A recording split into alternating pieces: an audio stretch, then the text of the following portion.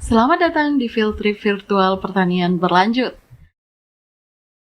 Field trip ini dilaksanakan dengan tujuan untuk memahami macam-macam, sebaran, dan interaksi antar tutupan lahan pertanian yang ada di suatu bentang lahan, serta memahami pengaruh pengelolaan lanskap pertanian terhadap kondisi hidrologi, tingkat biodiversitas, pengendalian hama dan penyakit, cadangan karbon, sosial ekonomi, dan budaya masyarakat setempat.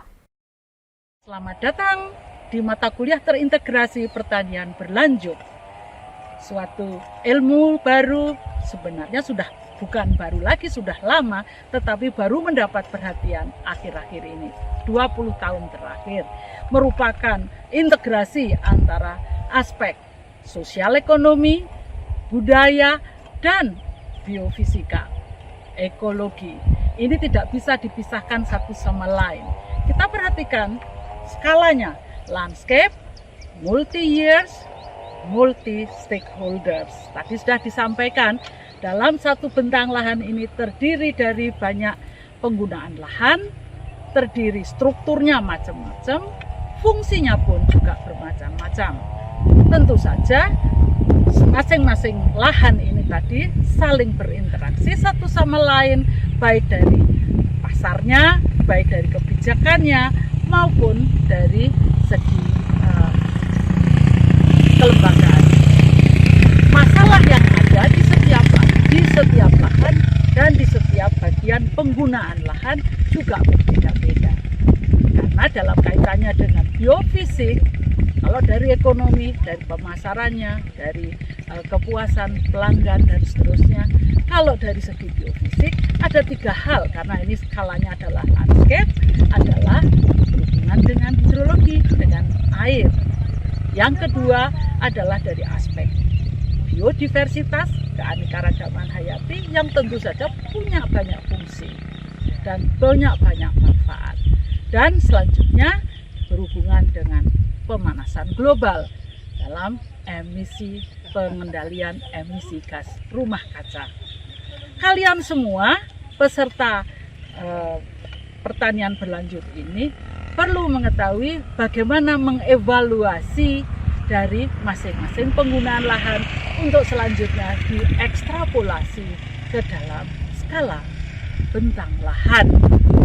Jadi nanti kalian semua akan mengambil beberapa titik untuk mengukur kaitannya dengan air, kejernihan air, kemudian adanya parasitoid, adanya gulma. Ini semua yang akan mempengaruhi tinggi rendahnya produksi tanaman. Bagaimana dengan lingkungannya? Produksi tinggi, lingkungannya harus sehat dong. Ya, so don't worry, have fun. Makasih. Welcome here to try to understand this landscape. What is a landscape?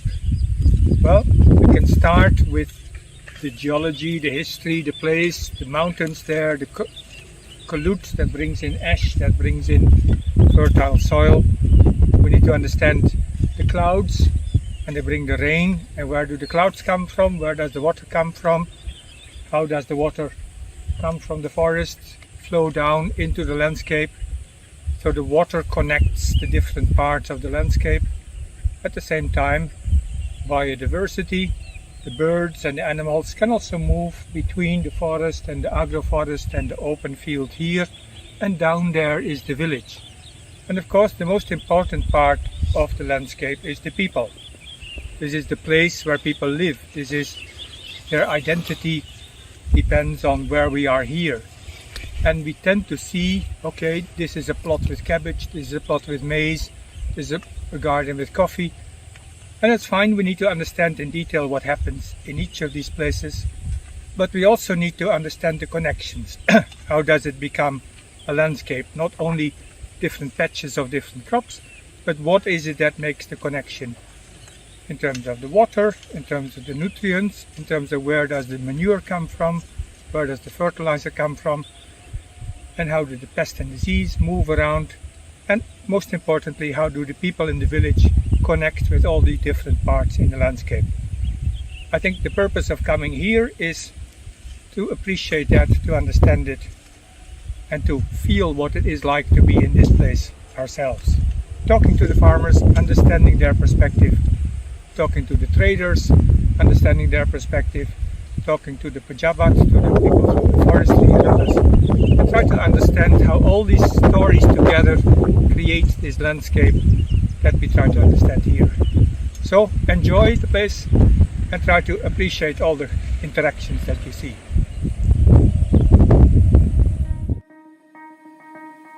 Field trip ini dilaksanakan pada tanggal 17 Oktober 2020 dengan melakukan perjalanan dimulai dari kampus Universitas Brawijaya, melewati perkotaan Malang ke arah Kota Batu, Pujon, dan Ngantang.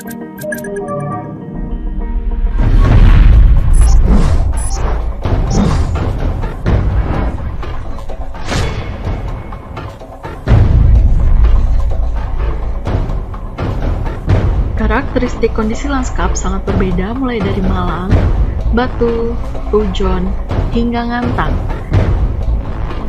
Kota Malang dengan fisiografi cenderung datar atau topografi berada di lereng bawah, sehingga penggunaan lahan yang mendominasi adalah pemukiman dan sawah atau tegalan. Sedangkan di Kota Batu dengan fisiografi agak curam masih bisa dijumpai penggunaan lahan lain berupa hutan, agroforestry, perkebunan, tegalan, dan lain sebagainya. Memasuki lanskap daerah Kecamatan Pujon, lereng-lereng yang dijumpai di Pujon cenderung terjal, sehingga penggunaan lahan yang bisa diterapkan cenderung terbatas. Kecamatan Pujon dikelilingi oleh beberapa gunung seperti Gunung Panderman, Gunung Kawi, dan Gunung Anjas-Moro. Hal tersebut menyebabkan daerah Pujon tergolong dalam dataran intervulkan atau dataran yang terbentuk dari pengaruh gunung-gunung api. Bahan-bahan vulkanik yang dihasilkan dari gunung api cenderung akan menghasilkan tanah-tanah subur sehingga bisa digunakan peruntukannya dengan praktek pertanian. Namun, harus memperhatikan kemampuan suatu lahan sehingga praktek pertanian bisa dijamin keberlanjutannya, baik dari segi ekologi hingga sosial ekonomi masyarakatnya. Memasuki lanskap yang ada di Ngantang, lebih banyak ditemukan kawasan hutan, sehingga pengolahan dan penggunaan lahan yang diterapkan beragam, namun memiliki faktor pembatas yang berbeda dibandingkan dengan kawasan Malang, Batu, dan Pujon. Pujon dan Ngantang termasuk ke dalam salah satu daerah yang berada di Das Kalikonto.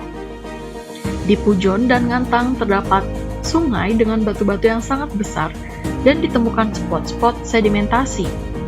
Mengapa demikian? Hal ini dipengaruhi oleh adanya zona-zona pengikisan atau erosi yang berada di lereng atas dan lahan-lahan di sekitaran aliran sungai. Sungai merupakan zona transportasi, sehingga jika debit sungai tergolong besar, maka air akan menggerakkan batu-batu ataupun material yang ada dalam sungai. Pada field trip ini kita akan belajar bagaimana caranya untuk mengukur kualitas air secara fisik. Das atau daerah aliran sungai adalah suatu kawasan yang dibatasi oleh titik-titik tinggi di mana air yang berasal dari air hujan yang jatuh terkumpul dalam kawasan tersebut. Guna dari daerah aliran sungai adalah menerima, menyimpan, dan mengalirkan air hujan yang jatuh di atasnya. Air yang ada dalam Das Kalikonto selain dimanfaatkan untuk memenuhi kebutuhan pertanian, peternakan, dan kebutuhan rumah tangga, juga digunakan untuk sebagai sumber energi listrik. Waduk Selorejo merupakan waduk yang berada di kawasan Das Kalikonto. Waduk Selorejo berfungsi untuk memenuhi kelistrikan di daerah Malang. Akan tetapi, hal yang saat ini sedang dihadapi adalah tingginya tingkat sedimentasi yang ada di waduk, yang semakin lama tingkat sedimentasinya semakin parah. Sedimentasi itu berimbas pada berkurangnya debit air. Saat ini, debit air yang ada di Waduk Selorejo hanya mencapai setengah dibandingkan sebelum adanya sedimentasi, yakni mencapai 30-35 juta kubik. Bagaimana hal ini bisa terjadi? Tentunya ini adalah cerminan dari adanya kebocoran ekosistem yang berupa permasalahan manajemen penggunaan lahan yang ada di sekitar Das Kalikonto.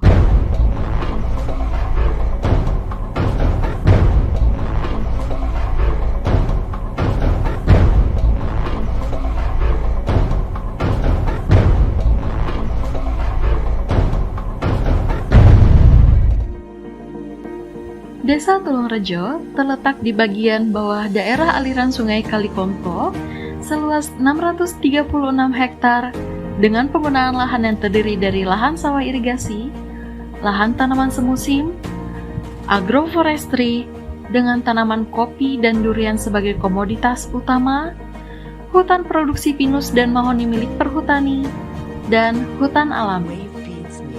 Saat ini kita sedang bersama-sama menghadapi pandemi COVID-19. Pandemi COVID-19 tidak hanya berdampak di kawasan perkotaan saja, melainkan juga memberikan dampak yang cukup berarti di kawasan perdesaan. Salah satunya adalah Desa Tulungrejo.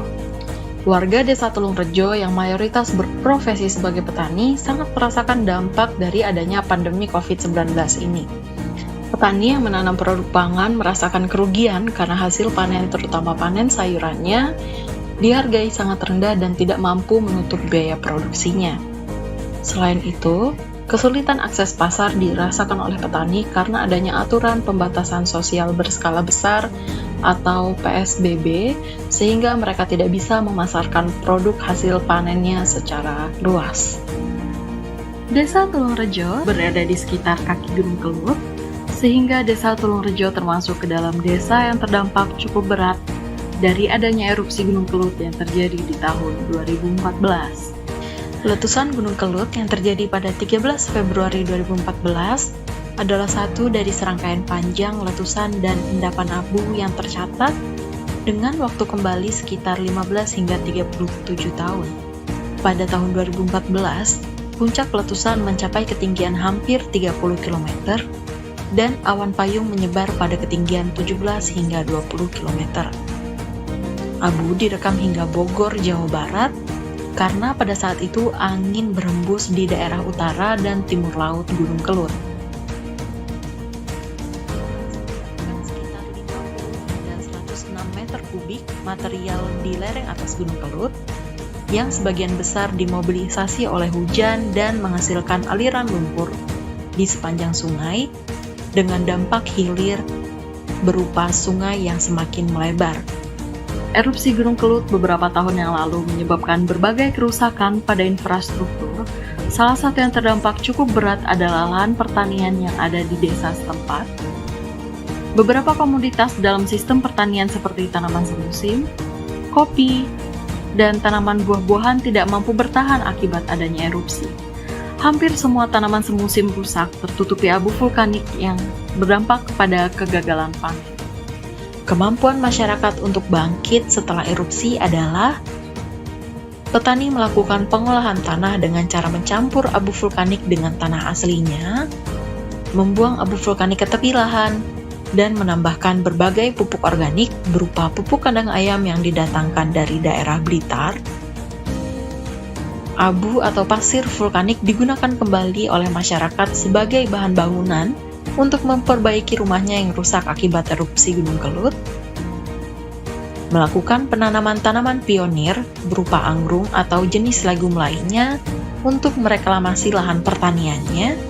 Petani atau peternak sapi saat setelah erupsi memberikan pakan ternaknya dari pelepah pisang dan membeli tanaman jagung dari luar daerah agar hewan ternaknya tetap hidup dan menghasilkan susu.